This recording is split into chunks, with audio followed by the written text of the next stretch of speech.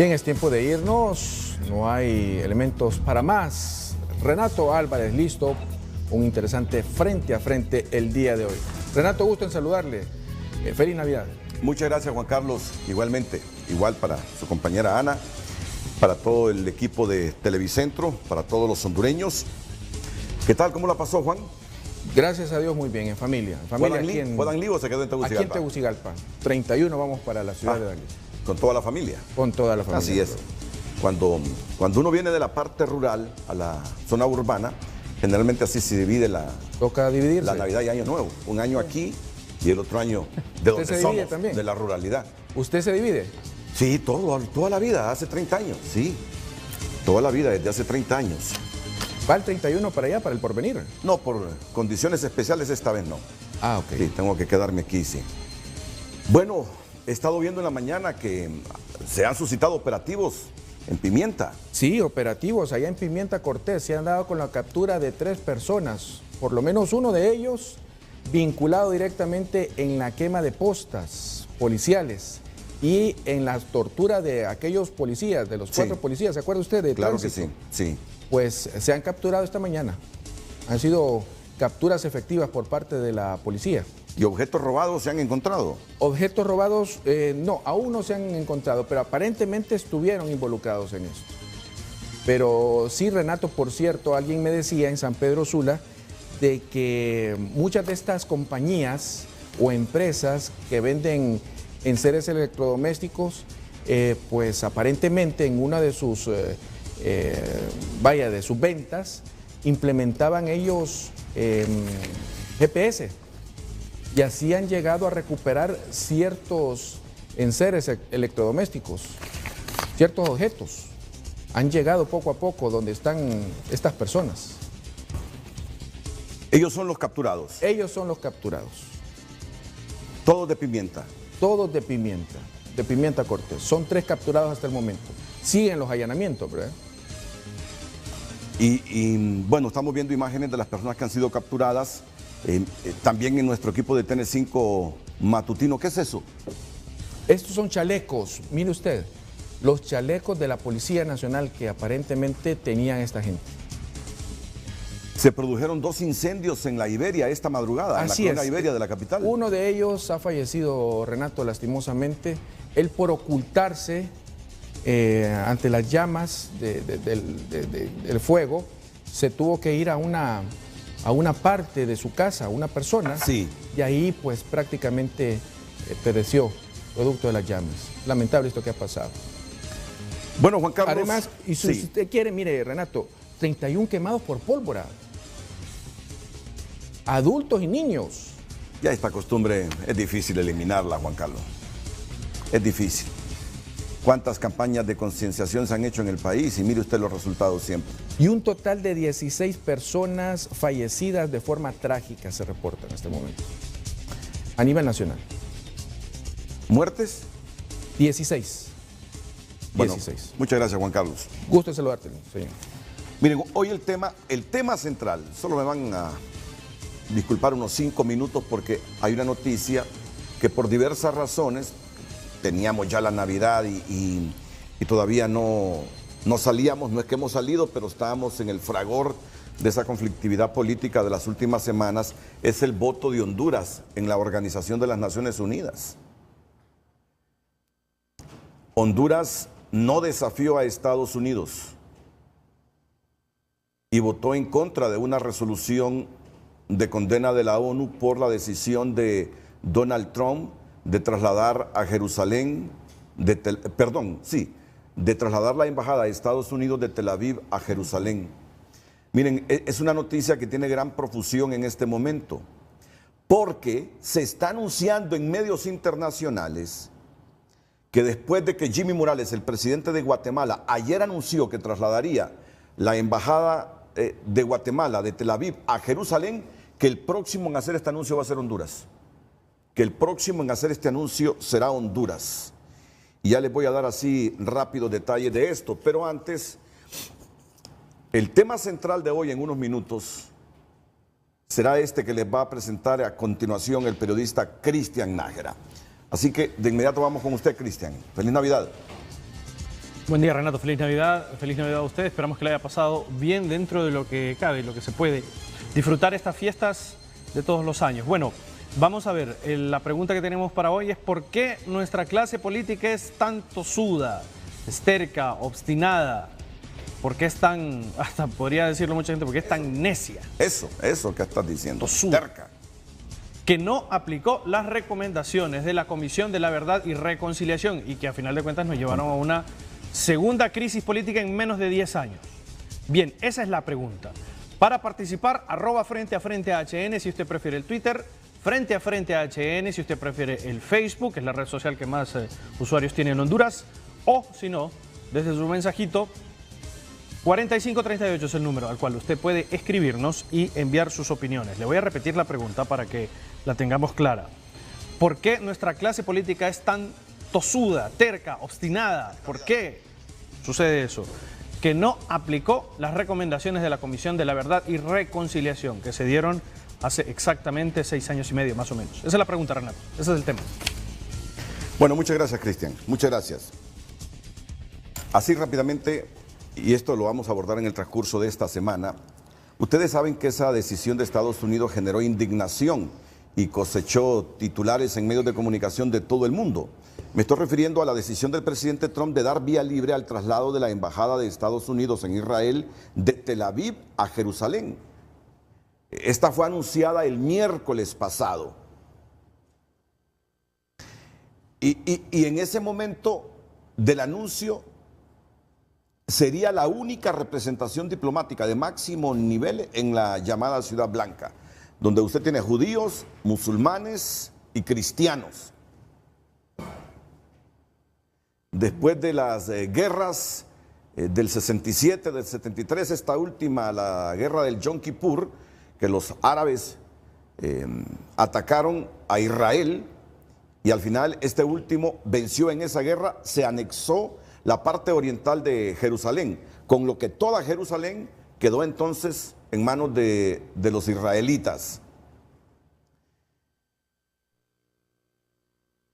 Hubo una época en la que tener una embajada en Jerusalén no era raro. De hecho, hasta inicios de la década de 1970 había ahí 16, de las cuales 12 pertenecían a países latinoamericanos: Bolivia, Chile, Colombia, Costa Rica, Ecuador, El Salvador, Guatemala, Haití, Panamá, República Dominicana, Uruguay y Venezuela. Las otras 4 se correspondían con 3 países africanos: Costa de Marfil, en Zaire, que es la actual República Democrática del Congo, y Kenia. No, Costa de Marfil, Zaire, que es la actual República Democrática del Congo, y Kenia. Y uno europeo, los Países Bajos. Holanda, considerado entonces como el principal aliado de Israel en el viejo continente. Eso fue en los inicios de los 70. Pero luego, producto de decisiones de la Organización de las Naciones Unidas, no vamos a entrar en detalles porque entonces nos comemos todo el tiempo para este tema, todas las representaciones diplomáticas salieron de Jerusalén. Hubo una resolución en ese sentido de la Organización de las Naciones Unidas. Pero lo que me llena asombro es que votaron en contra de esa resolución de la ONU la semana pasada. De Centroamérica, 2 países, Guatemala y Estados Unidos. Perdón, Guatemala y Honduras. Con lo que prácticamente estaban respaldando a Estados Unidos. Ya Guatemala anunció ayer que sigue los pasos de Estados Unidos, que trasladará la embajada de Tel Aviv a Jerusalén. Guatemala anunció que volverá, mientras están viendo ahí la lista de países que votaron en esa sesión del miércoles, ¿verdad? Hubo 35 abstenciones, 128 favorables y 9 en contra de la resolución de la Organización de las Naciones Unidas, que promovieron 2 países africanos, y entre esos 9 votos en contra está Honduras. Guatemala anunció que volverá a abrir en Jerusalén su embajada en Israel, casi 4 décadas después de haberla trasladado a Tel Aviv. el presidente guatemalteco Jimmy Morales secundó en Navidad la declaración de Donald Trump que reconoció el día 6 a Jerusalén como capital del Estado judío, en contra del consenso mantenido por la comunidad internacional. Benjamín Netanyahu celebró este lunes, es decir, ayer, la decisión y pronosticó que otros países seguirán pronto los mismos pasos. Esto es solo el principio y es importante, declaró satisfecho el primer ministro y jefe de la diplomacia israelí en el Knesset, o sea, el Parlamento. Su viceministra de Exteriores, Tzipi Hotovely, fue algo más explícita en la emisora de Radio Can al desvelar la existencia de otros países que van a tomar la misma decisión de Guatemala.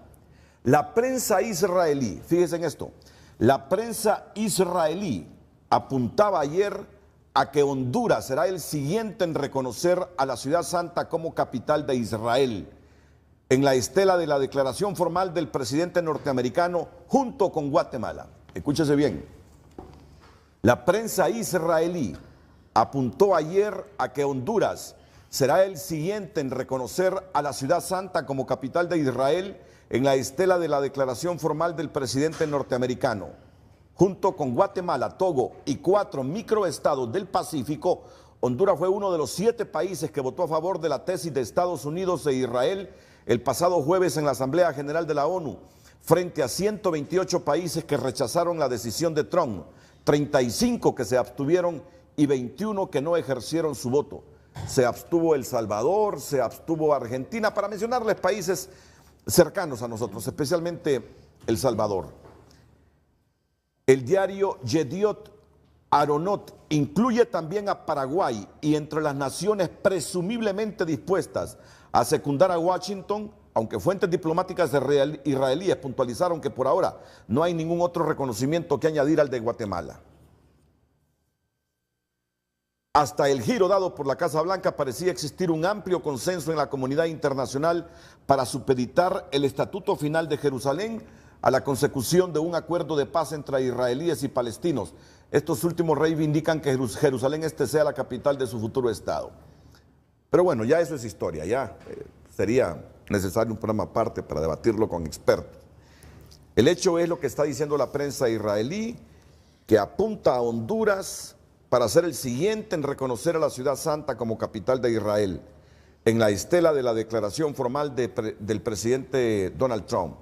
Junto con Guatemala, Togo y 4 microestados del Pacífico, Honduras fue uno de los 7 países que votó a favor de la tesis de Estados Unidos e Israel el pasado jueves en la Asamblea General.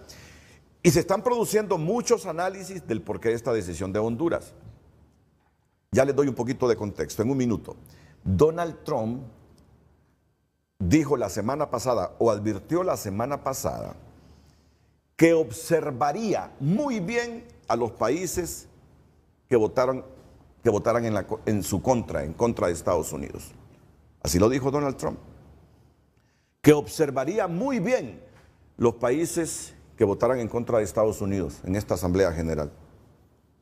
Y la prensa internacional está diciendo que debido a las relaciones y cooperación económica en este instante de Estados Unidos con Honduras, especialmente con el Triángulo Norte,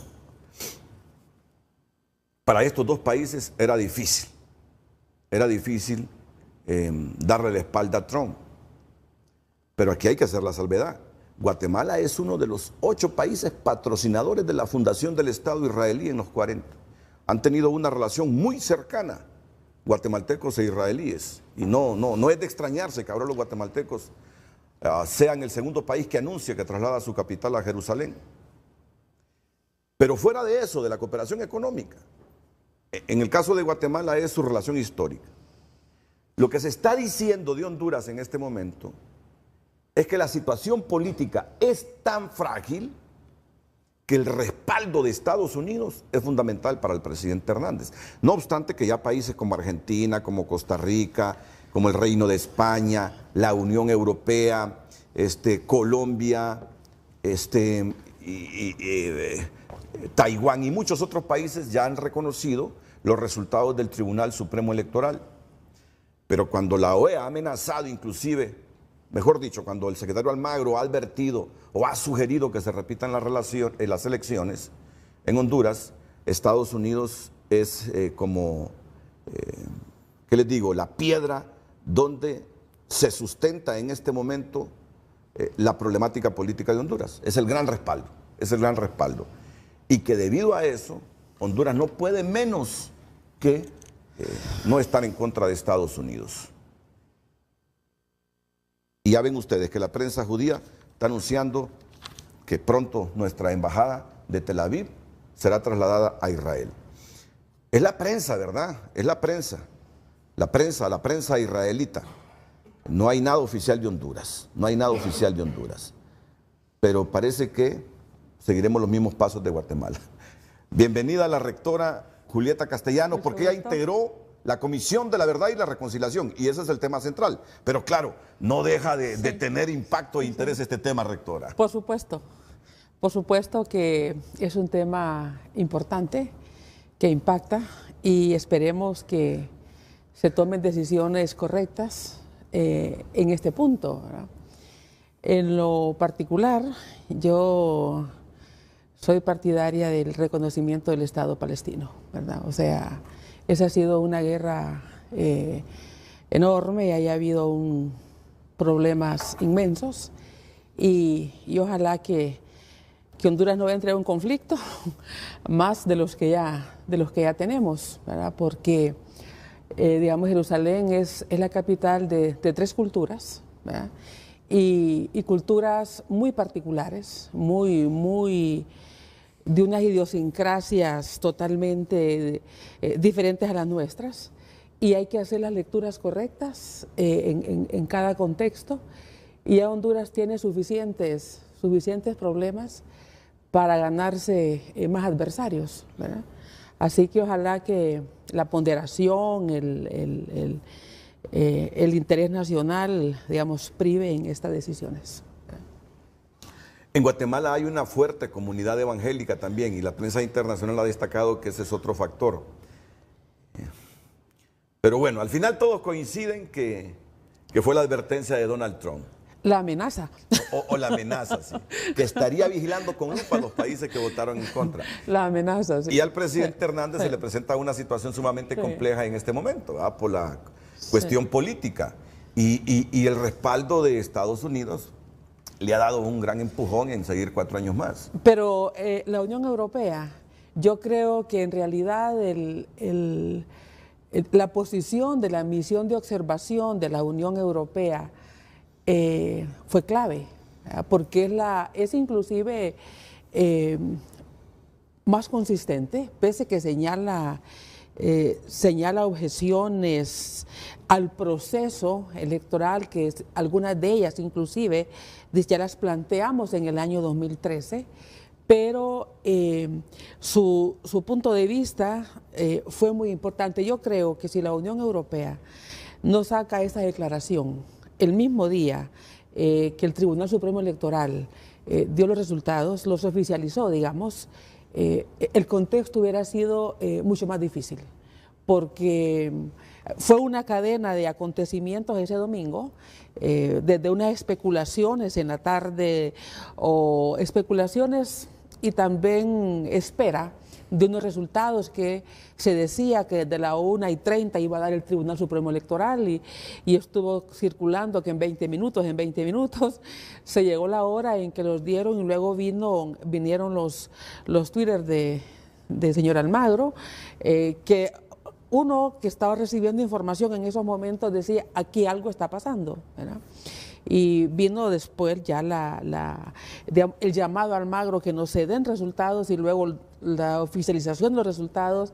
La posición de la Unión Europea vino a dar una tranquilidad entre sectores que estábamos y que hemos estado pretendiendo ver este proceso como eso, como un proceso donde hay diferentes actores, donde hay instituciones que han visto muy perjudicada su credibilidad, como el TCE, ¿verdad?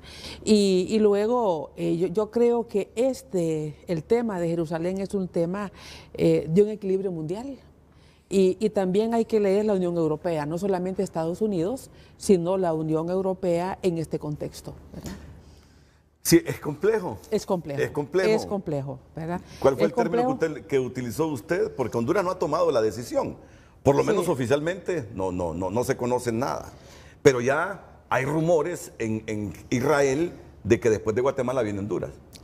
Que digamos, para mi perspectiva, el país debe de ponderar la complejidad de una ciudad histórica donde tres culturas, Sí, los cristianos, los judíos, los musulmanes. Y los musulmanes, y en ese sentido, irrumpir, entrar a un conflicto, el país debe de pensarlo, porque nosotros no solamente es por la distancia, es el respeto a las idiosincrasias de esas culturas. Así que ojalá que el gobierno esto lo piense, o sea, que no sean las amenazas o las advertencias del presidente de Estados Unidos lo que lleve a que se tome una decisión de un peso enorme. Porque si vemos los 7 países que, digamos, que votaron, 2 de América Latina, Guatemala y Honduras, el resto 5 del Microestados, Pacífico sí. Y 2 interesados, que es Israel, obviamente, y Estados Unidos. Entonces, en ese sentido, esta polarización y este aislamiento del que Estados Unidos ha sido sujeto en este proceso, tiene que verlo el país con detenimiento, y creo yo que el interés de Honduras debe ser multilateral y no únicamente el enfoque bilateral como se está viendo en este momento. Sí, esa es una decisión que debe ser bien meditada por el presidente de la República y sus asesores. Ahora, mire, este tema de Israel divide al mundo. Sí, totalmente. En cualquier chat que usted se meta, sí, de periódicos en Estados Unidos, en Europa, surge el debate, porque los cristianos consideran que Jerusalén fue históricamente la capital de Israel. Entonces, a raíz de lo que ya conocen de la historia de ustedes, fue precisamente desde la fundación del Estado judío, del Estado israelita, que con las guerras que se produjeron, desde los 40 en adelante, ellos por la fuerza fueron reconquistando Jerusalén, la parte oriental. En la última guerra, la del Yom Kippur, el 73, terminaron de conquistar la parte oriental de Jerusalén y ahora es su capital. Y el mundo está dividido, ¿no? Porque los árabes y los palestinos específicamente, pero respaldados por la comunidad árabe, hablan de que Jerusalén es la capital de Palestina. Lo que pasa, licenciado, que, digamos, yo estudié ciencias sociales, sí, y estudiamos historia universal, pero en realidad es una historia universal occidental. Sí. Es la historia de Occidente lo que nosotros estudiamos, ¿verdad? No, pero cuando uno realmente lee un poco más, al menos los artículos de opinión, las noticias, uno se da cuenta que para comprender realmente se requiere tener más conocimiento, más información, y uno empieza a sentir que había habido un sentimiento de desalojo, de expulsión también de los palestinos.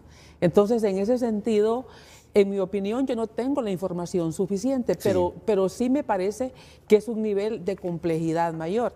En mis cursos de historia universal, digamos que llevé historia de América, historia universal, uno estudia la historia de Occidente, la historia contada por los occidentales, pero habría que ver la historia contada por los musulmanes, ¿verdad? Por las otras culturas. Entonces, en este sentido, creo, la responsabilidad que se debe tener cuando se toma una decisión a nombre de un Estado. Y en este sentido, el gobierno está tomando una decisión a nombre del Estado de Honduras. Y esa es la profundidad de una decisión que se toma, tiene que ser con conocimiento y sabiendo las consecuencias de esa decisión. Y si este señor que está en todo, que está tocando el muro ahí de los lamentos, lo interpreta como un desafío de Honduras, luego del respaldo que políticamente dio a los resultados del Tribunal Supremo Electoral? Bueno, es que yo creo que el respaldo ha sido en principio, para mí, el respaldo número uno, si lo vemos en ese orden, vino de la declaración de la Unión Europea. Porque es la primera instancia que se pronuncia con un comunicado que, si lo leemos, es sólido. Es sólido. Entonces, en ese sentido, no es el agradecimiento lo que debe de privar una decisión. Es realmente, digamos, sentirse bien con la conciencia, pues. O sea, yo creo que eso es lo importante. Digamos, ¿a qué va a llevar Honduras a una decisión como estas? ¿A qué lo va a llevar? O sea, ¿cuál es el interés nacional de una decisión como estas? Eso debe ponerse en primer lugar para tomar una decisión de esta magnitud. Entonces, en ese sentido, es una complejidad tal que yo creo que lo menos que uno puede hacer es respetuoso del conocimiento que se tienen de los hechos y no una decisión arrebatada, ¿verdad? Porque se asume que el respaldo de Estados Unidos al presidente Hernández es en función de los resultados del Tribunal Supremo Electoral. Es decir, si ya se mezcla otra cosa, que a cambio de ese reconocimiento de Estados Unidos, Honduras le va a dar, va a pasar la capital de Tel Aviv a Jerusalén, es como aceptar de que hubo ilegalidad, ¿no? Sí, o sea, los hechos son los hechos y los hechos hay que verlos tal cual son. Están los informes del Tribunal Supremo, está el informe oficial del Tribunal Supremo Electoral, está la declaración de la Unión Europea, está la declaración de la OEA, que si la vemos también con detenimiento, tiene pesos y contrapesos. No es una declaración ni absolutamente, digamos, favorable, ni absolutamente desfavorable. Tiene elementos donde los dos grupos, y creo que eso es lo que ha hecho que la prolongación de este conflicto se dé, porque lo que la OEA, digamos, declara, tiene elementos para que los dos grupos que están en disputa del poder encuentren elementos para decir hay razón y hay razón. Entonces, en ese sentido, creo yo que no es un hecho, no lo debe de llevar al otro, y para mí en lo fundamental debe de privar el análisis dónde se va a colocar Honduras en el contexto mundial, en este reconocimiento o traslado de la embajada de Tel Aviv a Jerusalén. Sí, mientras estamos viendo las imágenes de Benjamín Netanyahu con Jimmy Morales. El anuncio, miren, para un poco más de conocimiento, 3 razones por las que Jerusalén es una ciudad sagrada para judíos, musulmanes y cristianos.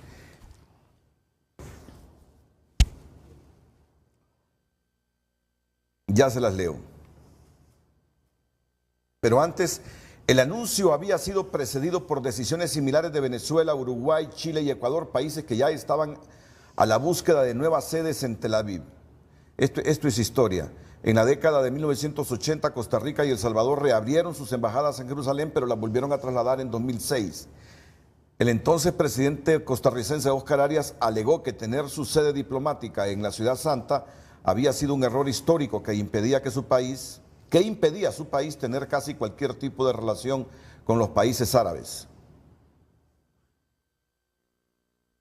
Ya les voy a dar dando elementos, es que aquí hay historia. Esa es una decisión unilateral, porque lo que había acordado la ONU era que cualquier decisión iba a ser tomada entre las partes. Entonces, en este sentido, lo que hay ahí es una preeminencia de la fuerza de Estados Unidos, del poder, para imponer su punto de vista. Y creo que eso es contrario, porque en otro momento cualquier Estado va a ser sujeto de ese tipo de arbitrariedades. Y yo creo que el Estado de Honduras no puede colocarse del lado de la arbitrariedad, ¿verdad? Bueno, es la opinión que tiene la ex rectora de la Universidad Nacional Autónoma de Honduras, Julieta Castellano. ¿Le parecería un error que Honduras decidiera trasladar su capital de Tel Aviv a Jerusalén, como ya lo anunció ayer Guatemala, siguiendo los pasos del presidente de los Estados Unidos, Donald Trump? 128 países votaron el jueves en la Asamblea General de la ONU en contra de la decisión de Estados Unidos. 128 países. 7 naciones votaron en contra de esa resolución, incluido el nuestro. 35 se abstuvieron. Votaron en contra, desde luego, Estados Unidos, Guatemala, Honduras, Togo y 4 microestados Sí. del Pacífico, ¿verdad? E Israel. E Israel. Así están las cosas. Vamos a ver qué decisión toma nuestro país. Vamos a ver qué decisión toma nuestro país. Vamos a ir a la pausa. Y luego Cristian nos va a recordar nuevamente, Cristian, la pregunta para entrar en materia. ¿Recuerdan ese informe de la Comisión de la Verdad y Reconciliación? Bueno, luego de esto de Jerusalén, vamos con Cristian, pausa y retornamos ya con el debate. Para que siga participando, ¿por qué nuestra clase política es tan tosuda que no aplicó las recomendaciones de la Comisión de la Verdad y Reconciliación? Vamos a venir con algunos mensajes que usted ha escrito desde temprano, después de la pausa comercial, y le invito a que siga participando en el foro de hoy. Ya venimos.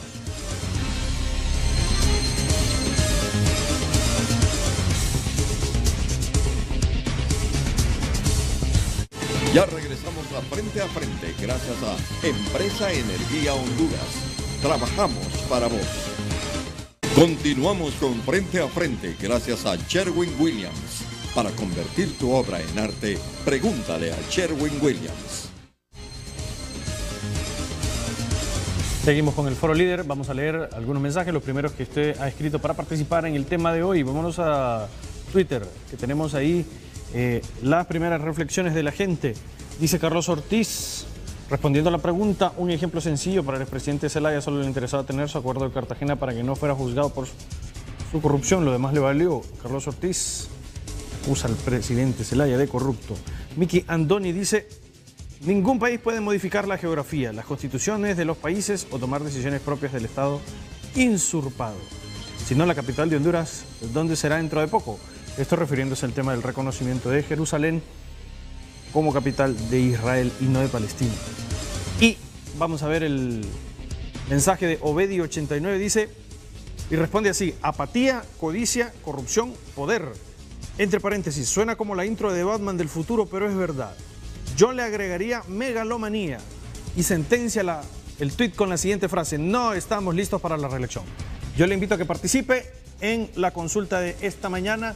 Estamos preguntando por qué la clase política hondureña es tan tosuda que no tomó en cuenta las recomendaciones de la Comisión de la Verdad y la Reconciliación para evitar esta crisis política en la que nos metieron en 2017. Vamos con el comentario de doña Julieta Castellanos y la moderación de Renato Álvarez. Continuamos con el programa. Bueno, muchas gracias, Cristian. Ella participó en ese informe con el abogado José Omar Casco, con el ex vicepresidente de Guatemala, Eduardo Stein, que otros más participaron. La abogada María Zavala. La abogada María Zavala, sí. Que había sido ex juez en Perú, y un comisionado de origen canadiense también. Correcto, eran 5 los integrantes de la Comisión de la Verdad y la Reconciliación. Sí.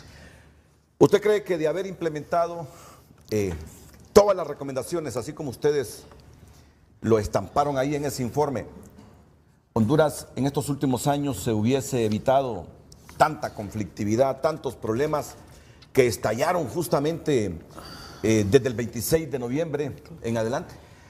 Bueno, digamos, quiero comenzar, digamos, agradeciendo la oportunidad de volver a 7 años atrás, Sí. porque el informe es del año 2011, 6 años atrás. Fue un proceso que se hizo en 11 meses de trabajo de un equipo que lo coordinó el doctor Eduardo Stein, vicepresidente de Guatemala, y que habíamos 2 hondureños, el rector y abogado don Omar Casco, y 3 comisionados internacionales: María Zavala, que había sido jueza de Perú, también el comisionado de origen canadiense Michael Kergin, que había sido, digamos, diplomático en Cuba y en otros países de América Latina, y mi persona. Pero además participaron académicos nacionales e internacionales, fue una cantidad de organizaciones enorme, y había temas muy sensibles en esto. Por lo demás, quiero decir que fue una metodología bastante inclusiva la participación, y nosotros en su momento agradecimos la participación o la voluntad de 3 exfuncionarios del gobierno Zelaya que accedieron a ir a las entrevistas. Y ellos argumentaron pues que se sentían en el deber ciudadano de ir a expresarnos lo que ellos habían vivido en ese proceso. El resto del gabinete, incluyendo al expresidente, no decidieron no asistir, pero se pudo construir con un proceso metodológico donde nosotros íbamos comparando la información y la íbamos triangulando con otras fuentes. Así que lo que está en el informe obedece a ese proceso de construcción de los hechos tal y como se dieron, y tuvimos acceso al expresidente Arias, al ex embajador de Estados Unidos, que fue un actor importante en el conflicto, y al resto de los actores políticos en el país. Unos últimos días intensos en Honduras que pudieron haberse evitado, cómo se pudo haber evitado esta crisis, que a mi juicio es la segunda más importante o de mayor peso después de la crisis del año 2009, con algunas variantes. Y solo 8 años después de la crisis del 2009. Y solo 8 años después, sí. Y es una continuidad. O sea, es un nuevo capítulo, a mi juicio, viendo los temas, viendo la fragilidad institucional, viendo la vulnerabilidad institucional. Esta crisis esta crisis política actual es la continuidad de una ruptura sociopolítica institucional del año 2009, que han pasado 2 gobiernos, pero que la esencia del conflicto no se trató, no se ha resuelto y no se tomaron las medidas de fondo que la Comisión planteó en su momento. Y si no las tomamos, podemos tener, no hemos salido de esta, pero podemos tener una peor crisis. Yo creo que todos hemos sentido, por lo menos los que vemos el país como un país de todos, con un interés nacional, más allá de los intereses personales o partidarios, porque en los grupos de poder pueden tener intereses de partido o intereses personales, o sea, el partido soy yo. Y eso agrava muchísimo una situación de un país, pero los que hemos visto este conflicto, y en mi caso, que por lo general trato de verlo como procesos sociopolíticos con la naturaleza de esta crisis, y tratar de separar entre el sujeto y el objeto del conocimiento, y verlo desde la mirada de los actores y con todos los que intervienen. Hemos sentido una cantidad de sensaciones, de preocupación obvia como ciudadana de este país. O sea, ¿cuál es el futuro de Honduras? Es lo que uno se pregunta.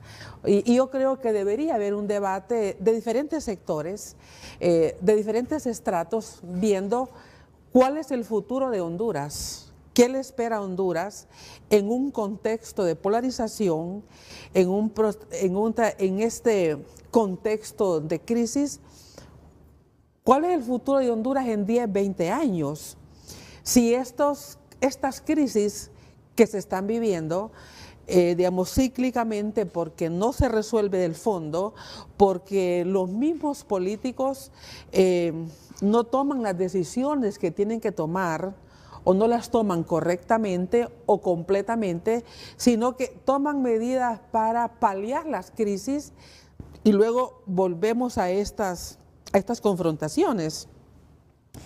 Pero también es un sentimiento digamos, de humillación internacional, es un sentimiento de indignación, porque ¿cómo es posible que nos vengan hasta contar los votos?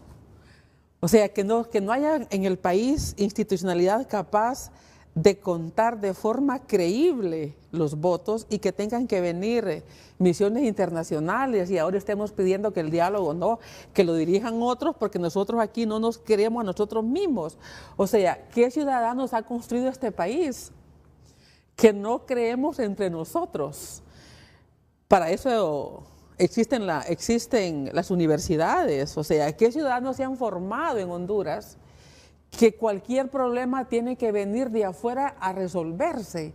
Porque la clase política, porque los académicos, porque todo el mundo toma partido, se va a la militancia, pero ¿dónde está el análisis sereno que coloca la responsabilidad de todas las partes? Porque lo que vemos a veces son escritos que condenan a un grupo, pero no son capaces de tocar tampoco la responsabilidad de a quien yo quiero, con quien yo milito, con quien yo simpatizo. O sea, yo creo que la objetividad de los académicos tiene que ir a darle a cada quien lo que ha hecho y de lo que es responsable. Si no, nunca salimos, y si no, ningún informe va a ser bueno, porque si no lo hice yo, no está bueno, ¿eh? Mire, fíjese que a partir de lo que usted dice, hay varias preguntas. Yo me fui de un solo, rectora. ¿Qué es lo que no hemos hecho? ¿Qué es lo que no hemos aplicado de este informe de la Comisión y la Verdad y la Reconciliación? Que yo estoy seguro que de haber aplicado todas las recomendaciones, esta crisis de noviembre, diciembre y que tenemos ahora sin resolver totalmente, no se hubiese presentado. Ahora, yo pregunto, ¿ha surgido el diálogo? Todos los países que han reconocido los resultados electorales le recomiendan, le sugieren a Honduras un diálogo inclusivo. Este diálogo debe ser con nacionales, deben haber directores, moderadores internacionales, porque hay que recordar que la semana anterior el expresidenciable liberal le giró una carta al secretario general de la ONU, Antonio Guterres, para que él intercediera, para que José Mujica, el expresidente de Uruguay, viniera aquí como director, como moderador, como sugerente del diálogo hondureño. Entonces, mire cuántos elementos. Me le traen un papelito, por favor, a la rectora para que vaya anotando. No, aquí tengo. Ahí tiene usted. Porque hay muchos elementos. Vamos a ver, ¿cómo debe ser este diálogo? ¿Debe ser estrictamente con hondureños o debemos invitar a personas del extranjero por la situación de que nosotros no creemos entre nosotros? Debe partir este diálogo del informe de la Comisión de la Verdad y la Reconciliación. ¿Ya se quedó desfasado este informe o este informe sigue teniendo vigencia? Ese diálogo, ¿a partir de qué debe comenzar? Miren cuántas preguntas hay. Miren cuántas preguntas hay. Y a mí lo que me gustaría es que después de venir de la pausa, la rectora nos dijera, mire, esto fue lo que no se hizo, esto dejamos de hacer, esto lo hicimos a medias. Por lo tanto, ese informe, de la Comisión de la Verdad y la Reconciliación, lo aplicamos en un 2.5 de 10, en 3, en 4 de 10, o definitivamente no lo aplicamos. Para que nos demos cuenta por qué estamos cayendo recurrentemente en crisis. Una crisis que se presenta, ¿cuántos años dijimos después de la de 2009? 8 años, ¿verdad? 8 años. 8 años. 2 gobiernos, sí. Y si esto sigue así, si no somos capaces de hacer un alto, de reordenar nuestro Estado, miren, posiblemente nos venga otra, y otra en que el país va a caer en una guerra civil. Pero no solo eso, yo no creo que si no hay reforma, si no hay diálogo, aquí va a volver la Unión Europea o la OEA a hacer observación electoral. Siento que la OEA ha salido bastante mal de esta observación y creo que también es razonable que pongan sus condiciones. Dicen, miren, si ustedes no aplican las recomendaciones, yo no voy a ir otra vez a contarles los votos a ustedes, ¿no? O sea, ya somos un país que vamos a cumplir 200 años de la independencia. Ya estamos frente al bicentenario. ¿Y cómo es posible que todavía nuestras instituciones no tengan la credibilidad, no tengan el sustento, la tecnología, y siempre estemos dependiendo de que vengan otros a hacernos las cosas? Esa es una deslegitimación del Estado de Honduras. Entonces, por lo tanto, yo entendería perfectamente que la Unión Europea y la OEA dijeran para el 2000, ¿qué estamos hablando? Las próximas elecciones, 21. 21. Miren, señores, Ustedes no han hecho nada, yo desde el 2005, desde el 2009 les vengo diciendo, esto no está funcionando por esto, pero ustedes no lo hacen, no vamos a observar.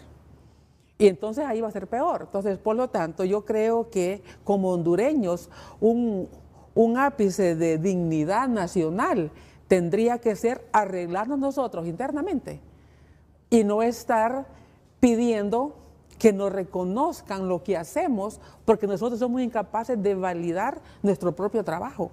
Entonces, en ese sentido, hay un enorme reto de la clase política y también de los ciudadanos, de que le exijamos a los gobiernos y a los políticos que ya le den vuelta a este Estado ineficiente y que se construya realmente un Estado eficaz y un Estado donde construya su propia credibilidad. Eso es el gran reto que tenemos como hondureños. Pues ya les vamos a recordar todo lo que esta comisión propuso, recomendó a Honduras, que no lo hemos hecho y por lo cual volvemos a caer en otra crisis. Y volveremos a caer en más crisis si no somos capaces, como dijo la rectora, de recomponer el Estado de Honduras. Permítame unos segunditos con una pausa comercial y ya luego ella nos va a desmenuzar ahí qué cosas hicimos a medias, qué no hicimos totalmente de este informe que participó ella, Eduardo Stein, José Omar Casco y algunas personas del extranjero que nos acompañaron desde Canadá y desde Perú. Y desde Perú. Desde Perú.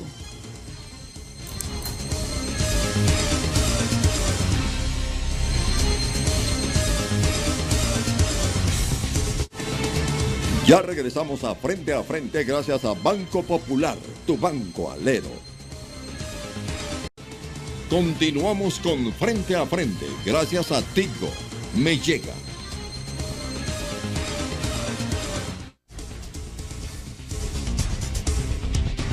Continuamos con el programa, vamos a ir con el opinómetro de Televicentro. La pregunta de hoy: ¿considera usted que en el caso del proceso electoral de Honduras el secretario general de la OEA se excedió en sus funciones? Esa es la pregunta de hoy. Opine con el número 1, la opción sí, número 2, la opción no. Ya sabe que puede enviar un mensaje al 5550 y ser partícipe del opinómetro Televicentro. A las 9 de la noche los resultados en TN5 Estelar. El reporte del tráfico es presentado por Cooperativa Elga, la cooperativa de Honduras. Bien, el reporte del tráfico a esta mañana en ausencia de César Quintanilla, lo estamos haciendo nosotros, siempre ofreciéndole esta información y donde usted puede ver que en las dos grandes ciudades del país, ya le voy a mostrar Tegucigalpa, le estoy mostrando San Pedro Sula, no hay tráfico, la mayoría de gente probablemente está en su casa o ya está en su trabajo a esta hora. Podemos ver aquí esta zona que conecta el Boulevard del Sur, la carretera CA5, dirigiéndose al peaje de el Boulevard del Sur, yendo para Chamelecón, no hay nada de tráfico. Generalmente ahí en algunas horas se produce embotellamiento, pero bueno, hoy está libre. Y le voy a mostrar también en Tegucigalpa, en la zona del Carrizal, Boulevard Fuerzas Armadas que conecta al Carrizal y a la salida del norte. No hay nada de tráfico. Yo le recomendaría a usted que si va a salir a hacer mandaditos, aprovechen el día porque embotellamientos no se encuentran en Tegucigalpa. Obviamente estamos en fiestas navideñas. Ya puede ver usted aquí, el Lolo, el Durazno y todo esto, no hay nada de tráfico. Esta es la información del tráfico vehicular. Yo le recomiendo a usted que descargue la aplicación Elga Móvil y que consulte saldos, que realice transferencias y también muchas otras cosas. Elga Móvil es su filial donde quiera que usted vaya. Más adelante vamos a venir con mensajes y luego otra vez con otra actualización del tráfico vehicular. El reporte del tráfico fue presentado por Cooperativa Elga, la cooperativa de Honduras.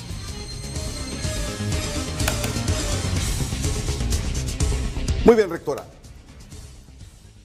Usted ha leído varias veces, participó en la redacción, en el análisis para hacer ese informe de la Comisión de la Verdad y la Reconciliación. De todas las recomendaciones, si quiere vamos una por una. ¿Cuáles hemos aplicado y cuáles dejamos sin aplicar? Bueno, yo creo que digamos, el informe fue bastante amplio, sí, muy amplio, y a cada institución que participó que tuvo que ver en la crisis, se le dio su parte de responsabilidad al Congreso Nacional, a la Corte Suprema de Justicia, a las Fuerzas Armadas, a los partidos políticos, al gobierno Zelaya, entre otros. Y para cada parte va sus recomendaciones. Yo creo que por eso no se aplicaron, porque era incluyente. Ni solamente había responsabilidad del expresidente Zelaya en la crisis, sino que también hubo una cuota de responsabilidad en el Congreso Nacional, hubo una cuota de responsabilidad en la Corte Suprema de Justicia, hubo una cuota de responsabilidad en las Fuerzas Armadas y en los partidos políticos, que se aislaron del conflicto, pusieron la tranca a la puerta y ustedes miren cómo resuelven, ¿verdad?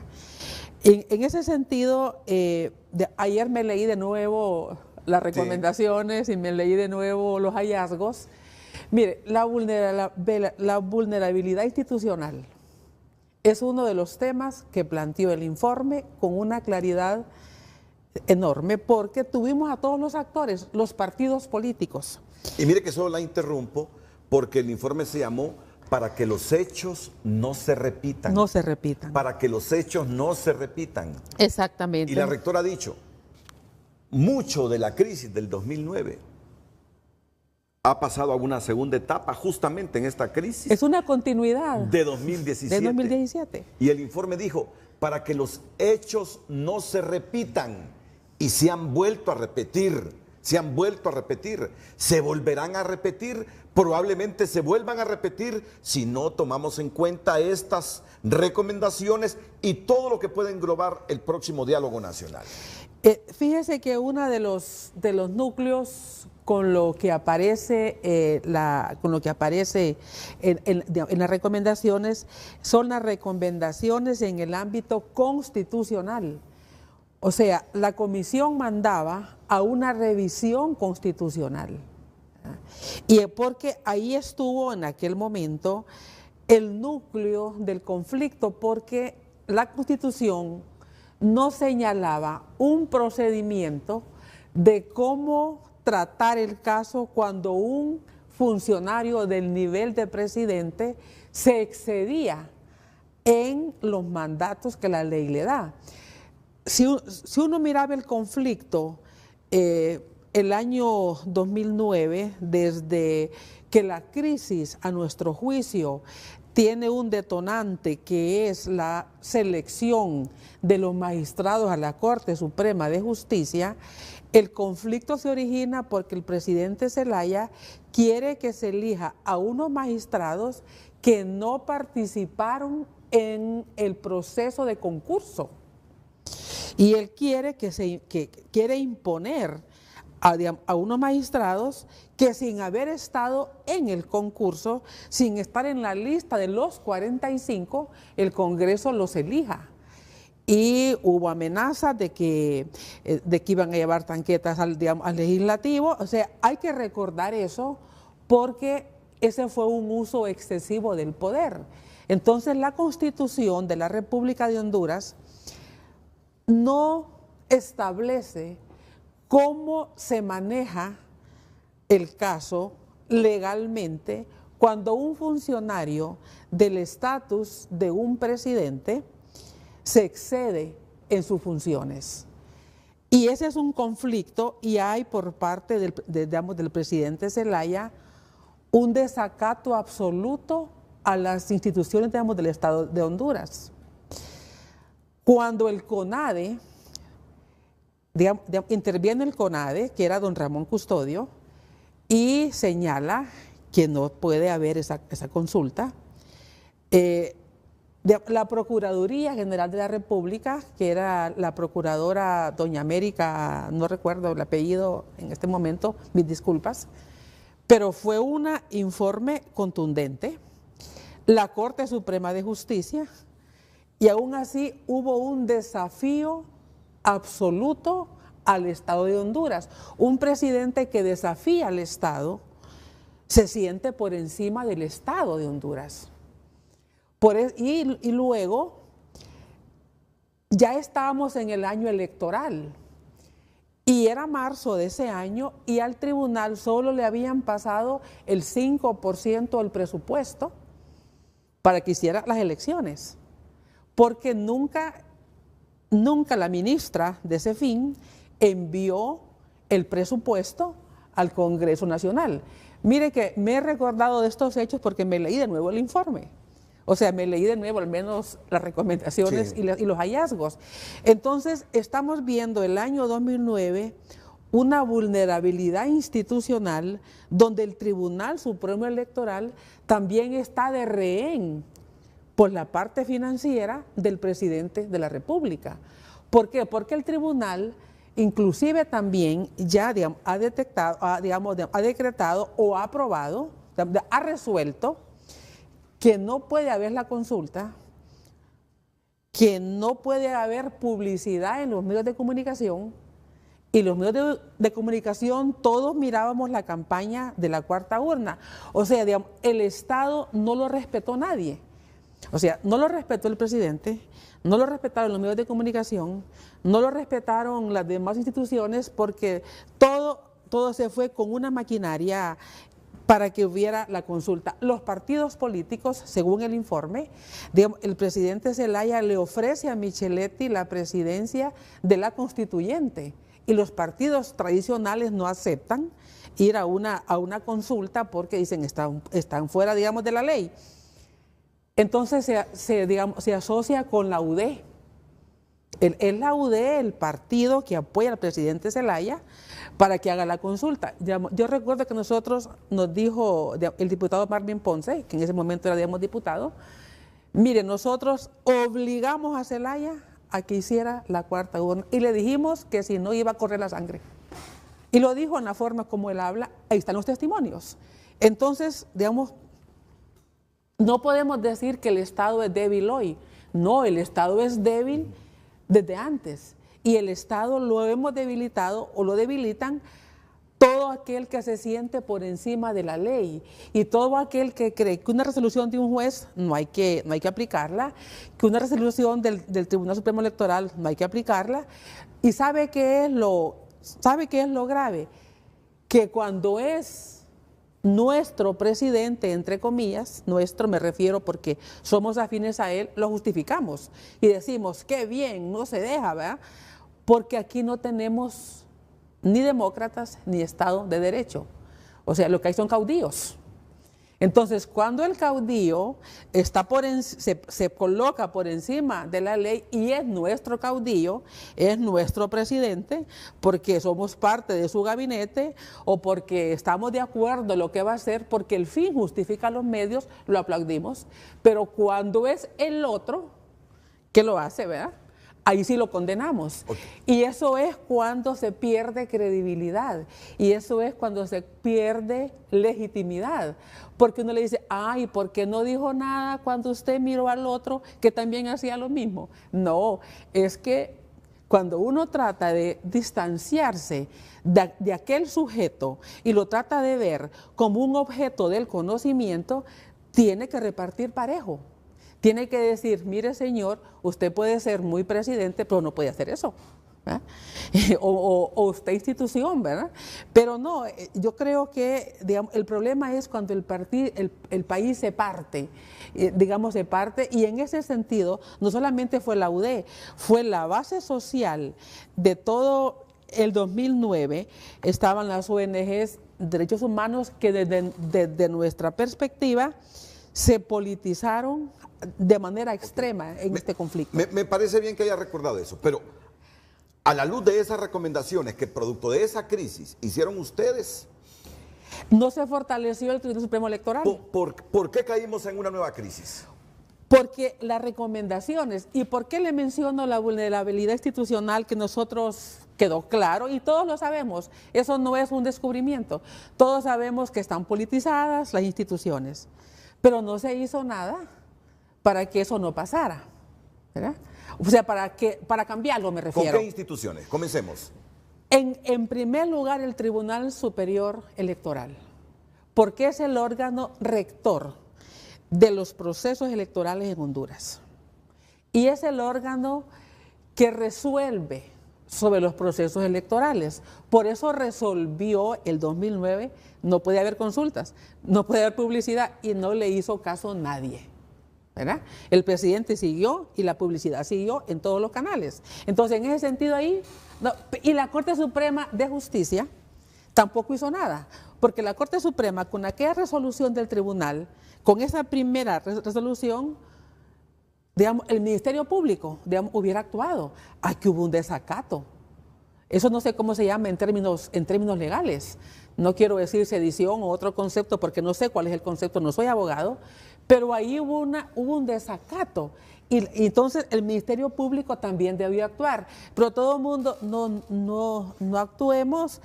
Y entonces las personas con esa potencia, con esa fuerza que da el poder, ¿verdad?, siguen, ¿verdad?, y se ven bastante chiquitas las instituciones, porque el fuerte es la persona. No se reformó, digamos, habíamos dicho, en el ámbito constitucional, lo que la Constitución no resolvía, y sigue sin resolverlo. Sigue el mismo conflicto, así es. En el Tribunal Supremo Electoral sigue el mismo conflicto. Mire el tribunal. Tiene 3 magistrados y eso no se modifica aun cuando ya hay nuevos partidos políticos, porque habían 2 partidos que habían sacado un caudal importante de votos. Es más, Libre tenía el segundo lugar y Libre queda fuera del Tribunal Supremo Electoral. ¿Cómo cree que se iba a sentir Libre? Excluido. Totalmente de acuerdo. Excluido. Entonces ahí, digamos, hicieron caso omiso de que había nuevas fuerzas políticas. Estaba el PAC. Entonces no fue correcto que en el tribunal no estuviera, porque esa era, digamos, la norma. Un representante por cada partido. ¿Por qué no modificaron eso? Eso pudieron haberlo modificado en el Congreso Nacional. Entonces, digamos, se parte del inicio con un proceso electoral donde hay 2 partidos que no creen en el tribunal porque no están representados en el tribunal. Y eso, mire, si nosotros vemos la campaña, digamos, aquí lo raro fue la campaña de Luis Zelaya, porque el Partido Liberal sí está representado en el tribunal. Y si nosotros revisamos la prensa y vemos la campaña de Luis Zelaya, yo diría que un más del 50%, hipotéticamente hablando, se refirió a sembrar dudas sobre el tribunal, pese que él tenía un representante en el tribunal, que era el señor magistrado, digamos, don Eric Rodríguez. Entonces, eso fue un poco, digamos, raro del Partido Liberal, que dudaba del órgano teniendo a alguien adentro. Pero Libre y PAC en la versión narrada, no en la versión actual, ¿verdad?, se sintieron siempre ausentes. Eso de arranque, la clase política debió darse cuenta que le iba a crear problemas. Ok, mire, a la luz de ese informe, yo le estoy planteando estos insumos para que usted nos recuerde lo que dice el informe. La misma elección de la Corte Suprema de Justicia. Usted ha sido miembro de esa junta nominadora, ¿verdad? Sí, yo estuve en para elegir la Corte Suprema fase de Justicia. No, de la Corte Suprema de Justicia no. No ha sido ahí usted miembro. No. Ok, pero ahí estuvo la facultad hay un representante de las facultades de ciencias jurídicas de todas las universidades. Mire, sí.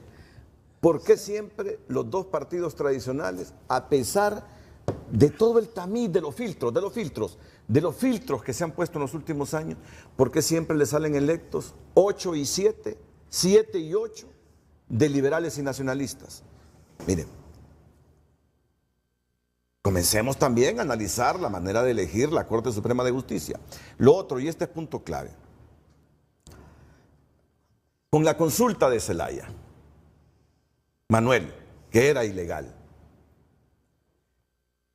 y ya saben todos los acontecimientos. Luego vino el Congreso y reformó el artículo 5 de la Constitución para permitir que se consultara a la gente sobre todo.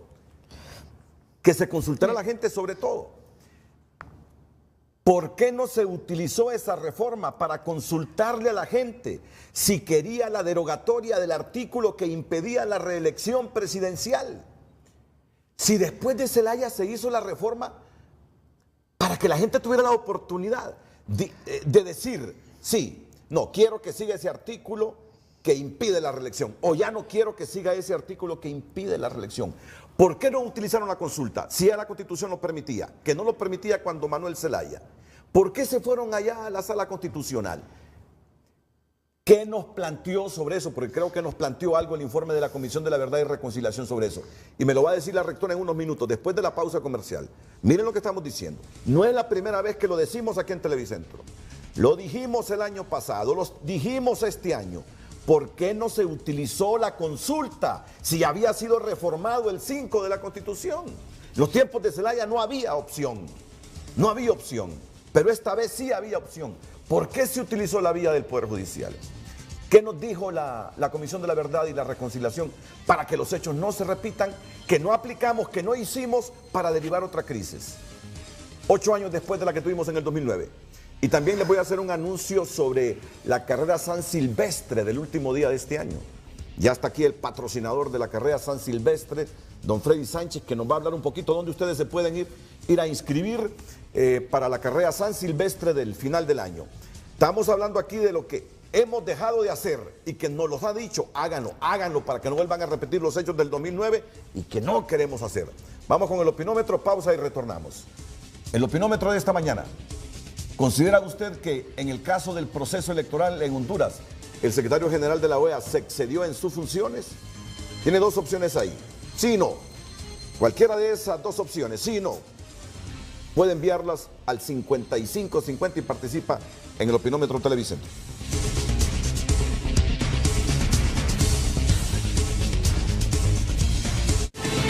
Ya regresamos a Frente, gracias a Pais. Somos parte de tu vida. Continuamos con Frente a Frente, gracias a Larachi Compañía. ¿Qué construimos hoy? Opinómetro Televicentro de este 26 de diciembre. ¿Considera usted que en el caso del proceso electoral en Honduras el secretario general de la OEA se excedió en sus funciones? Dos opciones, sí o no. Sus mensajitos con ese sí o no al 5550. Ahí los puede enviar. Vamos de nuevo con Cristian. Cristian Nájera, aquí en Frente a Frente.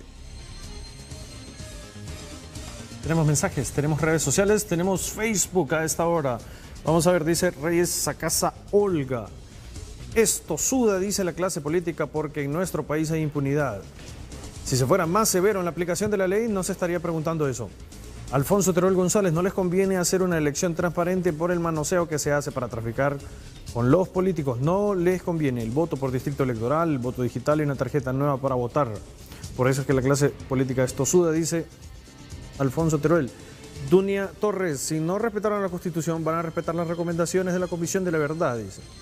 Estos no aceptan recomendación de nada y nadie, salvo que esté acorde a sus intereses. Esto, Cristian, y a todos los televidentes. Miren, del 2009 al 2017 solo son 8 años. Y miren qué crisis la que hemos tenido. Si el Estado no hace nada, lo ha dicho la rectora aquí, vamos a la autodestrucción. El país va a seguir en crisis y cada vez por periodos más cortos, con el riesgo de caer en una guerra. Digamos, y más violentos. Y más violentos, correcto. Porque esta destrucción que hemos visto, yo lo recuerdo cuando era niña, en 1963, digamos la campaña de aquel momento, cuando le contaban los padres a uno cómo eran las revueltas. Sí. Entonces, nos van a llevar de nuevo a esas revueltas de los saqueos a las haciendas. En aquel momento en Olancho eran a las haciendas, ¿verdad?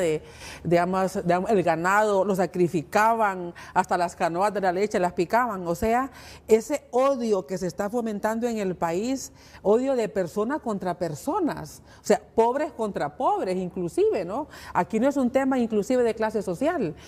Es un tema de un odio político, sí, y un rechazo que nos están llevando a las montoneras de principio de siglo. Mire, no se vale que el país lo estén llevando a ese extremo. Y es un deber nuestro señalar a los responsables de estas situaciones para que no nos lleven a este fracaso de país. Mire, rectora, yo voy a contar esto, ya no para revivir, porque la familia mía, por parte de mi papá, eso lo tiene olvidado. Lo tiene olvidado. En el sentido de que ya no hay odio en ese sentido, ¿verdad? No, nunca se olvida la memoria de los nuestros. Pero, por ejemplo, cuando usted habla de esas montoneras, de esas revueltas, en un municipio de Comayagua, aparte de la familia de mi papá, por parte de los Barahona, mire, excavaron, eran liberales, excavaron, hicieron un hoyo y metieron a 6 personas vivas al hoyo para que se murieran, ¿ve? Así eran las revueltas. Así eran las revueltas. Se los estoy así diciendo. Eran. Y nos están llevando a esas mismas prácticas. No se vale para nuestro país que nos estén haciendo eso, ¿verdad? Abrieron un hoyo ahí en San José del Potrero. Abrieron un hoyo y echaron vivitos ahí a los familiares liberales, solo por ser liberales, ¿verdad? Solo por ser liberales. Miren ustedes, vamos a retroceder tantos tiempos con estas conductas incivilizadas. Entonces, disculpa, Cristian, lee así los mensajes que restan para que volvamos con la rectora, que venimos a un punto caliente. Ya vamos entonces con Cristian y los mensajes nuevamente. Un poquito de paciencia. No, ¿por qué te desconectas, Cristian? Seguí. Solo es que estamos tratando de alternar aquí los mensajes que te llegan con los comentarios de la rectora. Así que, ¿vamos de nuevo con Cristian? Muy bien. Vamos. Quedado en el de Jacob Acosta, que dice, porque simple y sencillamente no les importa nada el país. Esa es la respuesta que da. La pregunta, se la voy a recordar, que estábamos haciendo hoy es por qué la clase política hondureña es tan tosuda, tan obstinada, tan terca, tan necia, que no aceptó, no aplicó las recomendaciones de la Comisión de la Verdad que se dieron en 2011. Talavera Héctor, el problema de todo esto se llama reelección, dice.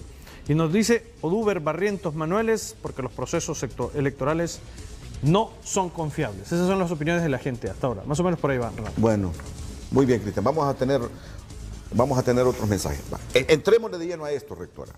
Entrémosle de lleno a esto. Mire, en el tema constitucional, si me permite leer las 3 recomendaciones, porque creo que tienen un peso tan importante que repetirlas sin seguir la rigurosidad del planteamiento no me parece.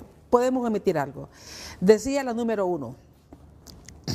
En Honduras, respecto a la reforma constitucional, enfrenta el problema de que, paradójicamente, por la propia redacción de los artículos como el 373 y 374 de la Constitución vigente, pareciera imposible reformar la Constitución para que se admita una revisión integral del texto a través de una Asamblea Nacional Constituyente, pues ello podría entenderse como una modificación a los artículos inmodificables. Para buscar una salida a este dilema, los comisionados proponemos seguir los parámetros definidos por la doctrina constitucionalista moderna que defiende la metajuridicidad y la metaconstitucionalidad del poder originario de una asamblea constituyente. El poder originario de una asamblea constituyente. La Constitución, digamos, política, debería regular el juicio político o separación del cargo de los miembros del Poder Ejecutivo. No lo hemos hecho. No se ha hecho. Si se presenta otra crisis con un presidente, no tenemos una vía expedita clara cómo sacar a ese presidente. Lo que pasó ahora en Perú, ¿verdad? Que vimos que llevaron al señor Pedro Pablo Kuczynski, y bueno, el problema por ahora quedó hasta allí, ¿verdad? Se nos presentó un problema en el 2009 por eso. Y a pesar que nos han dicho, hagan algo, reformen la Constitución para que hagan algo, no lo hemos hecho. No se hemos hecho. Ahí está el problema. 2 dice, proponemos que para evitar que las confrontaciones interinstitucionales del tipo de la que concluyó con la captura y expulsión del expresidente Manuel Zelaya Rosales vuelvan a ocurrir en el futuro, es necesario que la Constitución política establezca la figura de juicio político y fijar escrupulosamente sus procedimientos sobre las facultades del Congreso de la República. 3. El Congreso Nacional debe adecuar la Constitución actual de acuerdo a la sentencia de la Corte Suprema de Justicia que declaró inconstitucional la atribución del Congreso Nacional de interpretar la Constitución de la República y debe mandar a publicar dicha sentencia. No la han mandado a publicar esa sentencia, que el Congreso no puede interpretar. Así es. Entonces, ahí tenemos ese problema. Vienen el resto de las atribuciones a las Fuerzas Armadas, que también son importantes esas reformas, pero nadie quiere tocar a las Fuerzas Armadas, me refiero a nadie, los que tienen que hacerlo. Porque en este sentido, las Fuerzas Armadas está bien, cuando se está en el poder, está bien que sea como son, ¿no? Pero los que no están en el poder, vemos y se ve que hay cosas que hay que reformar. También la comisión planteaba en el tema de las Fuerzas Armadas recomendaciones. Mire el 4, en cuanto a las Fuerzas Armadas. Recomendaciones, dice que en la Constitución de la República revisar la función de las Fuerzas Armadas, incluyendo la supresión de cualquier misión de carácter político para las mismas, así como establecer claramente la prohibición de utilizarse para funciones policiales, a no ser en caso de estado de excepción, de conformidad con las prescripciones que al efecto establece el Sistema Interamericano de Protección de Derechos Humanos y bajo un control judicial independiente. Reformas a los llamados remedios constitucionales por medio de una reforma a la Constitución de la República y la Ley de Justicia Constitucional. O sea, la comisión como tuvo, mire, para nosotros, le voy a decir, pasamos muy malos momentos en la comisión escuchando los mecanismos, cómo se tomaban decisiones. O sea, cómo aquella incertidumbre del día 28 llevó al desenlace de los hechos. Por eso se plantearon las recomendaciones que se plantearon en estas recomendaciones. Sobre el tema reelección, ¿se refirieron algo en ese informe de la Comisión de la Verdad y Reconciliación? Lo que se plantea es la reforma a la Constitución de la República en la recomendación número 1. Ahora, dígame, rectora, porque mire, este punto es clave. ¿Qué nos llevó a la crisis con Manuel Zelaya? La consulta de la cuarta urna. Es decir, o sea, ese fue el desenlace. Sí. Digamos, la crisis vino configurándose, pero el detonante nosotros lo ubicamos en el 24 de enero del año 2009 y luego la conformación de toda la confrontación interinstitucional y de poderes del Estado fue entre enero y junio. Es decir, la consulta que hacía, ¿cuál era la consulta? Fíjese que hubo dos momentos en la consulta, porque una reunión en la casa del embajador de Estados Unidos a pedido del presidente Zelaya, según la versión del embajador Lawrence, él reúne a la élite del Partido Liberal y llegaron todos y redactan y les piden redactar la pregunta de una forma que no violentara la Constitución y que no fuera delito. Esa redacción, esa pregunta la redacta uno de los presentes en una servilleta con la que uno agarra los alimentos, ¿no? Y otro de los presentes, digamos, la lee y se quedó con la pregunta, digamos, redactada, de tal forma, lo que querían era no parar la consulta, porque si se paraba la consulta, el presidente Zelaya tenía problemas con sus bases, pero que la pregunta no tuviera efectos legales para el presidente. Luego nosotros, cuando tuvimos esa versión, nos dijeron los nombres de quienes estuvieron en la reunión y quién se quedó con la servilleta, ¿va? Después de eso, tuvimos una segunda reunión y nosotros queríamos ver la pregunta, digamos, redactada. Sí. Y ahí confirmamos, digamos, que la versión fue cierta. Digamos que la versión de una redacción de una pregunta en ese sentido fue cierta. Sin embargo, cuando el presidente Zelaya lleva consulta de su gente, aquella redacción de la pregunta no se la aceptaron.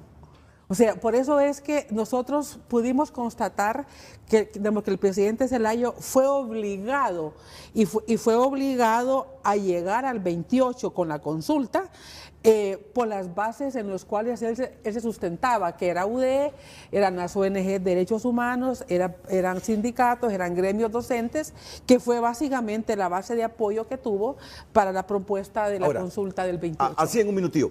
Esa consulta era orientada a hacer una constituyente, una nueva constitución y suprimir esos artículos que impedían la reelección. Digamos, al final la pregunta era, no recuerdo exactamente la redacción, pero era si se permitía tener una cuarta urna el día que hubiesen elecciones que eran programadas para noviembre. Si el día de las elecciones generales se pondría una urna, por eso se llama la cuarta urna, ¿verdad? Porque era la urna de alcaldes, diputados y presidente.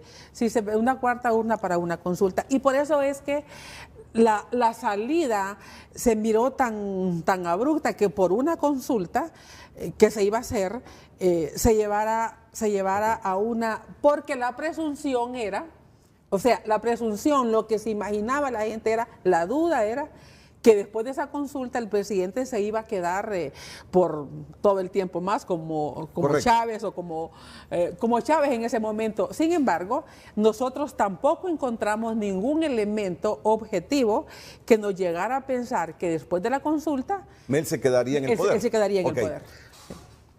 Pero ahí el tema poder. El tema es poder. Luego vino la reforma al artículo 5.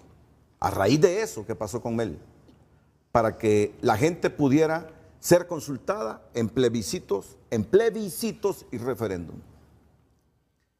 Con este asunto de la reelección del presidente Hernández, uno se pregunta, ¿por qué no se utilizó esa vía? ¿Por qué no se le consultó a la gente? Yo creo que esa es una pregunta que el Congreso Nacional debería de contestar. Y el mismo partido en el poder. Y el mismo partido en el poder.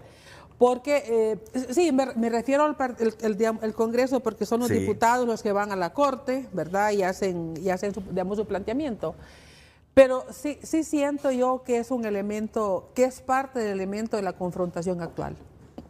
Buena parte de todo lo que hemos tenido viene de ahí. ¿Por qué no se hizo la consulta?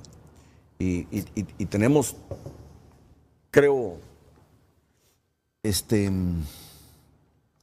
no quiero parecer petulante, pedante, autosuficiente y soberbio.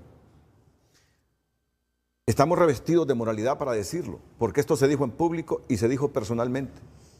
¿Por qué no se utiliza esa reforma al artículo 5 para consultar a la gente? Si quiere que el artículo que impide la reelección desaparezca de la Carta Magna, ¿o no?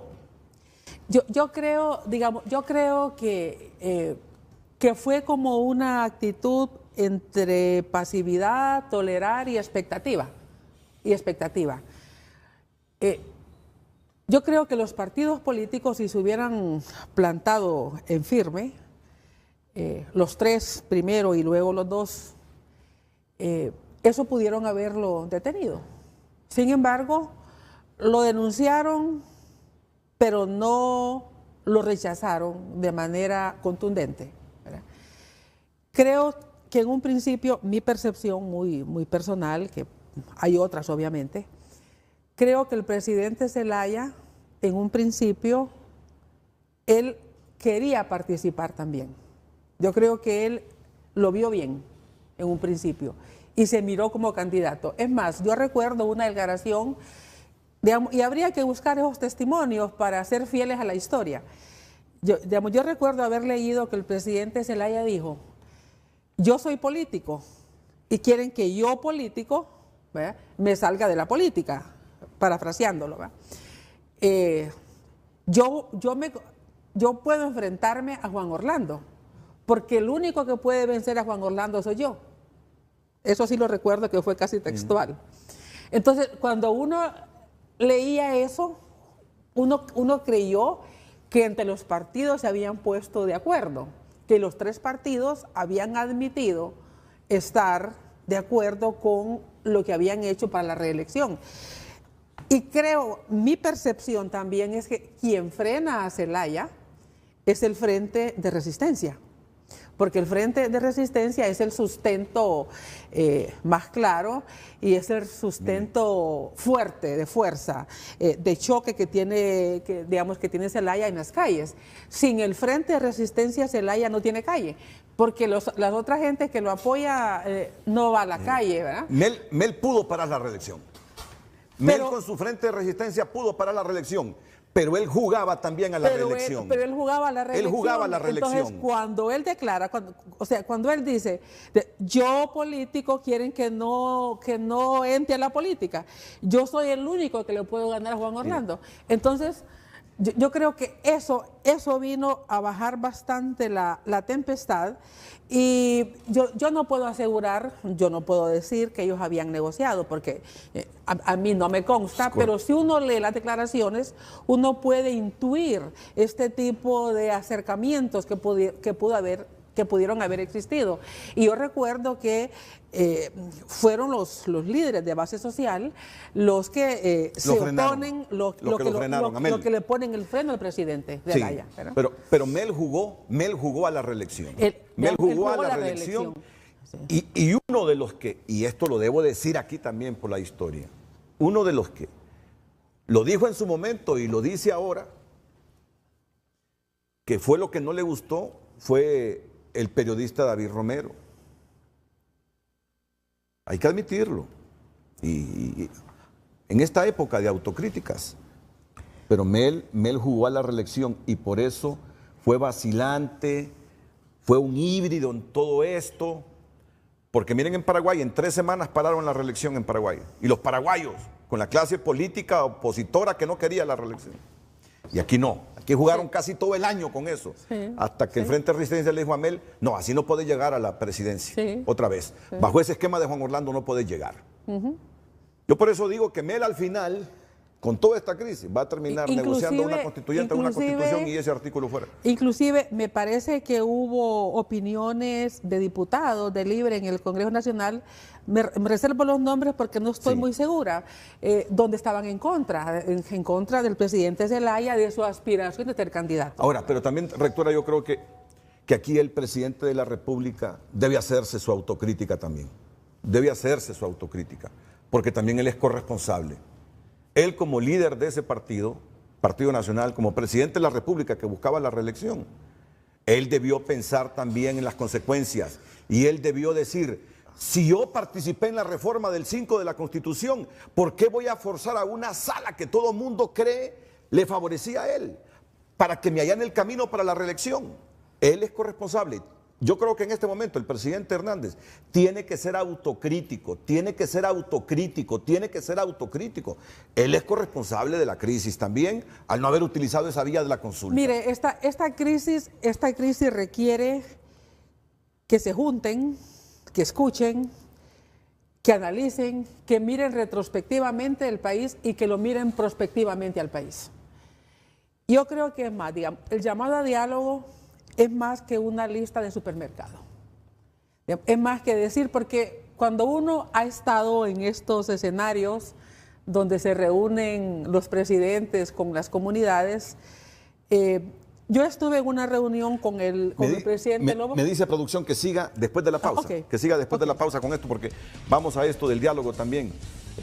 Si debe ser así, presidido por el presidente Hernández en la actual situación de fractura social y política del país, o ese diálogo, el presidente Hernández debe ser un oyente más. Debe ser un oyente más, en función de sacar las mejores conclusiones para el país. Ya van a escuchar la opinión de la rectora, que en principio ha dicho claramente, ya metiéndome en otro tema, yo estoy con la causa palestina, no me parece, dice, que sea lo correcto que Honduras traslade la embajada de Tel Aviv a Jerusalén. Bueno, les hablaba de la carrera San Silvestre, ya tengo aquí a su patrocinador, don Freddy Sánchez. ¿Es el 31, Freddy? Sí, el 31 de diciembre. ¿A partir de qué hora? A las 6:30 de la mañana. 6 de la mañana. Sí. ¿Dónde se pueden inscribir? Bueno, estamos realizando las inscripciones aquí en la Vía Olímpica, en la mañana de 6 de la mañana a 9 de la mañana y en la tarde de 4 a 7 de la noche. Siempre en el Estadio Olímpico. En el Estadio Olímpico. Sí. Ok. ¿Qué vas a tener este año ahí? Bueno, siguiendo con la tradición de San Silvestre, pues Tratamos de que este año las misiones pontificias del Papa Francisco reciban pues una aportación de parte de nuestra. Como siempre, nuestra carrera se caracteriza pues por apoyar algunas instituciones que necesitan del apoyo de la sociedad pues en general, y este año pues a bien hemos tomado decidir apoyar a las obras misionales pontificias del Papa Francisco para que puedan seguir llegando a esos lugares que tanto necesitan la palabra de Dios. Entonces, la inscripción es ahí en el Estadio Olímpico, me dijiste, en el Estadio Olímpico, en el Estadio de Atletismo de la Villa Olímpica, estaremos ahí inscribiendo desde hoy hasta el día sábado en este horario de 6 a 9 de la mañana y de 4 a 7 de la noche, ¿verdad? ¿O a tu teléfono personal?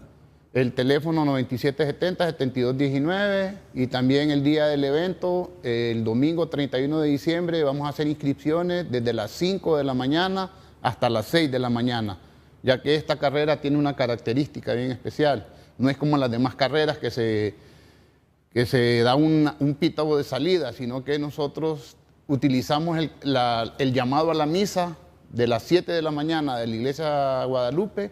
El padre hace el llamado a la misa a las 6:30, entonces al sonar las campanas, la carrera sale. Esa es una tradición que ya tenemos ya desde que prácticamente se fundó la carrera. 9770-7219 es el teléfono personal de él también, para que sea otra vía para que se inscriban. 9770-7219, la carrera San Silvestre, el próximo 31 de diciembre. ¿A dónde comienza? En Iglesia Guadalupe, da 2 vueltas al Boulevard Morazán y termina ahí mismo en Iglesia Guadalupe. Son 10 kilómetros. El valor de la inscripción son 200 lempiras. ¿Varias categorías o no? Sí, hay 8 categorías. La categoría infantil, infanto-juvenil, que es hasta los 13 años, de 14 a 20, 21 a 30, 31 a 40, 41 a 50, 51 a 55, 56 a 60 y 61 años y más. Bueno, inscríbanse. En masculino y femenino.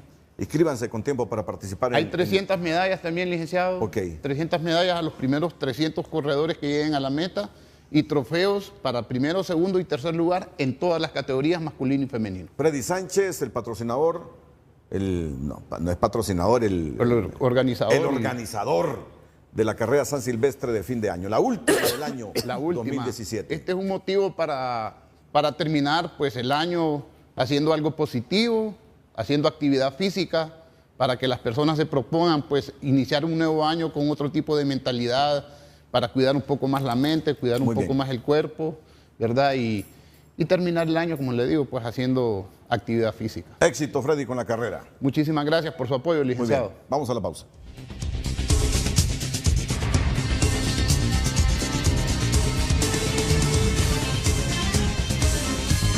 Continuamos con Frente a Frente gracias a Tarjetas Atlántida y su gran promoción del sorteo de 30 carros por sus compras.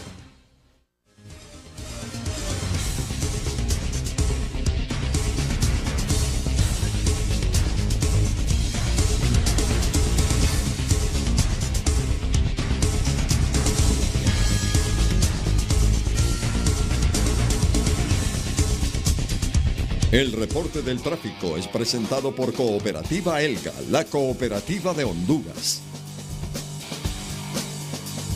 Información del tráfico vehicular a esta hora de la mañana. Nos vamos a centrar en San Pedro Sula porque es donde hay más o menos un poco de movimiento. Aquí vemos en el Boulevard del Este que hay un poquito de tráfico. No es mucho, la verdad. En la carretera CA13 dice, según la plataforma de Waze, nos deja un poco de embotellamiento en esa zona, el Boulevard del Este. Y nos vamos a ir un poco más lejos de donde estamos, cerca del Boulevard Los Próceres, en San Pedro Sula, y en la rotonda, en la avenida Circunvalación. Aquí podemos ver un poco de tráfico. Está un poco denso en esta zona. Seguimos la avenida Circunvalación y vamos a llegar hasta la 13 calle. Aquí vamos a ver un poco más adelante de la 13 calle. Hay otra rotonda donde se presenta un poco de tráfico. No debe ser un tráfico muy fuerte porque vemos que es por zonas. En la 14, cerca de la 14 calle, aquí cerca de la 105 brigada, se debe resolver en minutos. Es una cuestión de que no debe ser tanto. alguna incidencia debe presentarse. Y esa es la zona donde más o menos hay tráfico a esta hora en San Pedro Sula. En Tegucigalpa, no nos vamos a centrar en Tegucigalpa porque realmente ahí, aquí en la capital, no hay nada de tráfico casi en ninguna parte de la ciudad. Esta es la información del tráfico vehicular. Yo, como siempre, le recuerdo esta mañana que descargue la aplicación desde el celular, el Gamóvil. Que ahí usted puede consultar sus saldos, también puede realizar transferencias y cualquier otro tipo de consultas, las puede realizar a través de la aplicación El Gamóvil, que se convierte en la filial, su filial, a donde quiera que usted vaya. Tráfico vehicular esta mañana. El reporte del tráfico fue presentado por Cooperativa Elga, la cooperativa de Honduras. Bueno, Japón también reconoce los resultados del Tribunal Supremo Electoral, rectora, que favorecen al presidente Juan Orlando Hernández. Ahí está el comunicado. Sí. Cristian, ¿estás ahí para que me leas ahí el numeral 1? El numeral 1, que es el más importante, dice: el Tribunal Supremo Electoral de la República de Honduras ha anunciado el resultado oficial final de la elección que tuvo lugar el 26 de noviembre y que ha dejado al presidente Hernández reelecto, dice. Lo estoy traduciendo así, sí, de la manera más rudimentaria, ¿no? Japón reconoce, dice, la significancia del anuncio desde la perspectiva de la democracia en el proceso de Honduras. Correcto. Ese es como el párrafo ahí principal, ¿no? Reconocen los resultados del Tribunal Electoral, reconocen Correcto. La reelección de Juan Orlando Hernández. Correcto. Ahora, reelección, rectora, para continuar, que no es un cheque en blanco. Creo que debe ser un presidente muy autocrítico, Juan Orlando Hernández, muy reflexivo, saber que el país está fracturado y que todo mundo, la comunidad internacional está diciendo, invitamos a todas las partes a un diálogo inclusivo para que el país tenga las reformas que debe tener y no pasar esta crisis recurriendo, que en algún momento van a llevar a la autodestrucción a Honduras. Vamos a la pausa y vamos a escuchar el comentario fulminante de la rectora. Digo fulminante, o sea, es como el resumen de su comparecencia esta mañana en Frente a Frente.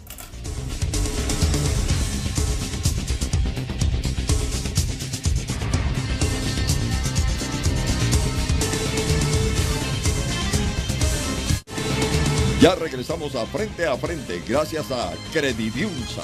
Más fácil, más rápido. Continuamos con Frente a Frente gracias a Claro. La Navidad se vive con la mejor compañía. Bien, sin perder tiempo, brevemente la rectora ya con este mensaje contundente a raíz de todo lo que se ha hablado esta mañana aquí en Frente a Frente. Dos cosas. Sobre Jerusalén. Yo creo que ni el reconocimiento de Jerusalén como capital exclusivamente israelí, ni el reconocimiento del Estado palestino tienen que ser decisiones unilaterales. Hay que seguir a la ONU en este tema porque ahí ha habido consensos y el país no puede ganarse nuevos conflictos. Digamos, el presidente Trump tiene otros intereses, digamos, su yerno es judío y así que yo creo que el Estado está obligado a hacer las lecturas correctas de este proceso. Para usted, el gobierno no debe hacer el anuncio que hizo Jimmy Morales, que Honduras también pasa la embajada de Tel Aviv a Jerusalén. Yo creo que sería una decisión, digamos, lamentable, que no procede, es mi opinión, que no puede ser una decisión unilateral únicamente siguiendo a Estados Unidos. Ellos son una potencia con otros intereses en la zona. Muy bien. Intereses de petróleo, intereses de otro tipo. Así que eso hay que verlo con otra mirada. En el caso de Honduras, yo quiero plantear que el hecho de que haya reconocimiento internacional a las elecciones no significa que la crisis interna se resuelve en el país.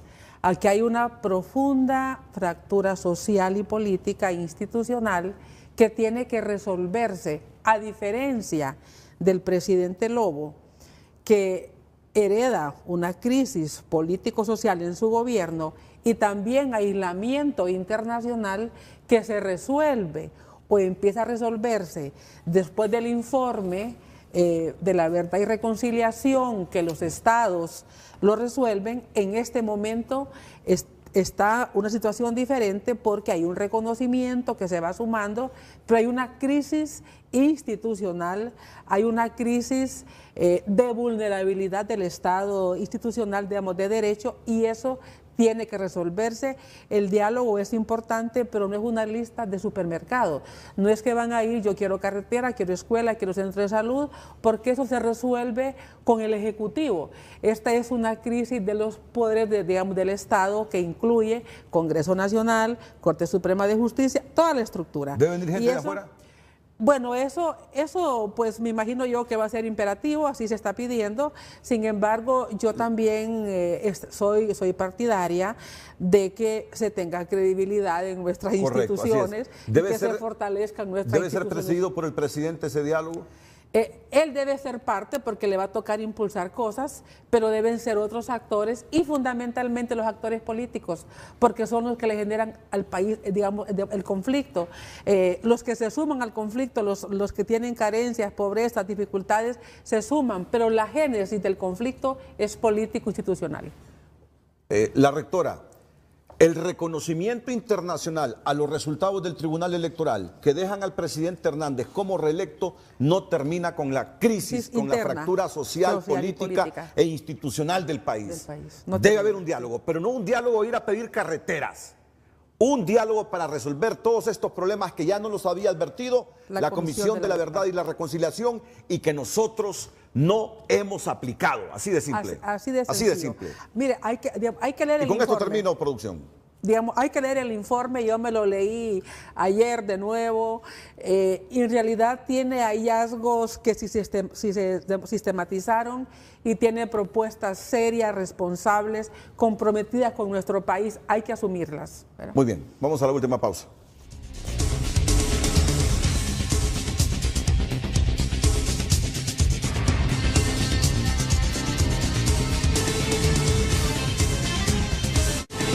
Ya regresamos a Frente, gracias a Super Premio.